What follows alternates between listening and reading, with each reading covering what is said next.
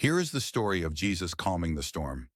One evening, after a long day of teaching, Jesus turned to his disciples and said, "Let us go over to the other side of the lake."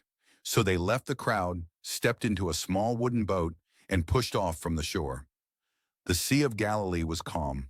The sun was setting, the sky turning shades of pink and amber. Some of the disciples were fishermen, so they were comfortable on the water. Jesus, tired from teaching, lay down at the back of the boat and fell asleep on a cushion. But then, a violent storm appeared out of nowhere. Winds roared.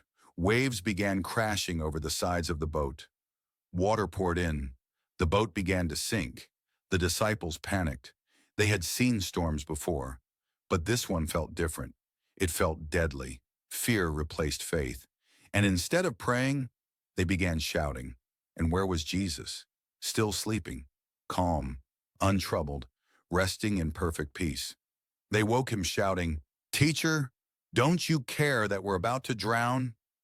Jesus stood, with water rushing at his feet, rain pouring around him, and wind screaming through the sails. He looked at the storm and said simply, "Peace, be still." And instantly, the wind stopped, the waves calmed, and the sea became perfectly still.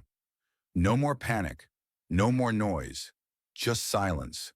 Holy, incredible silence. The disciples stared at Jesus in awe. They had seen him heal sickness, cast out demons, and teach with authority. But this was different. Even the wind and the waves obeyed him. Jesus turned to them and asked, "Why are you so afraid? Do you still have no faith?" In that moment, they realized this was no ordinary teacher. This was the one whom the storm itself had to obey. Because when Jesus is in your boat, the storm never has the final word. Sometimes he calms the storm around you. Other times he calms the storm within you, but his presence is your peace. This is the story of Jesus calming the storm. Follow Hope Dealer daily for more Bible stories.